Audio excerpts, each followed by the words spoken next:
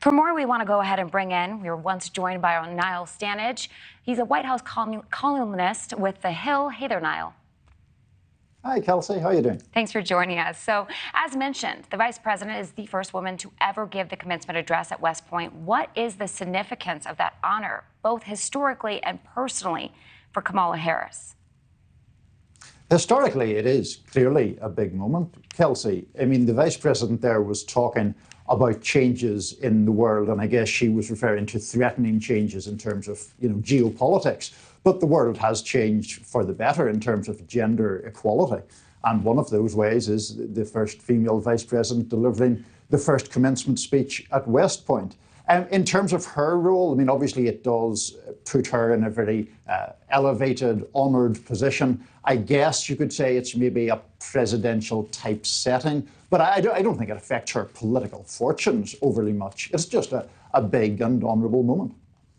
So there's also some chatter among some in Washington that Vice President Harris could be seen as either an asset or a liability for President Biden's re-election bid. What is their basis for their concerns? So in relation to the idea that she's a liability, it's basically to do with the fact that she's not very popular. Now, of course, President Biden isn't especially popular either. But if you look at polls, obviously Democrats basically back Biden and Harris. Republicans were overwhelmingly against them. But independent voters, those key voters in the middle, have a pretty unfavourable view of the Vice President.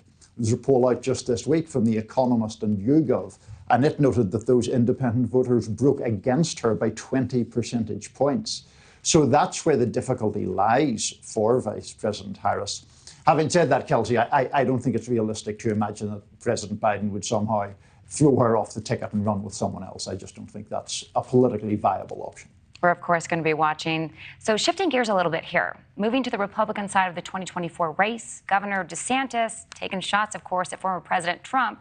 Now that he's officially in the race, how far are both sides willing to poke the bear? What do you think? I think it's going to be a very aggressive campaign. It could be a bit of a political bloodbath. In Governor DeSantis, you have someone who has been willing to insert himself into some of the most controversial issues in this country. Former President Trump is former President Trump. I don't need to explain to anyone his love of political combat. So neither of these men are prone to cooling the temperature or backing down. They're now, in a head-to-head confrontation. They are the two most serious challengers for the Republican nomination. They're well clear of the rest of the field. Right now, former President Trump has a big lead over Governor DeSantis. Governor DeSantis obviously wanting to make that up, even if it involves throwing a few punches. I think everyone will be watching.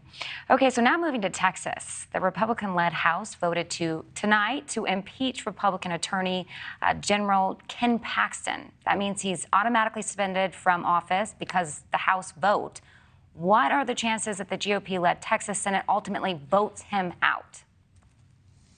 There are some chances of that. The Texas Senate has a 19-12 Republican majority, and you need a 2/3 majority to remove someone from office on an impeachment vote, on a conviction.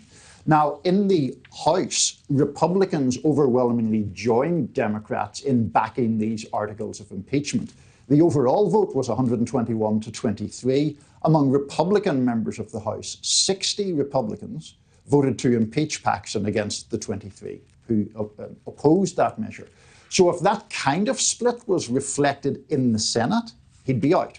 But we can't guarantee that, of course. And as we mentioned last hour, Kelsey, his wife is a state senator, so presumably that's one vote in his favor.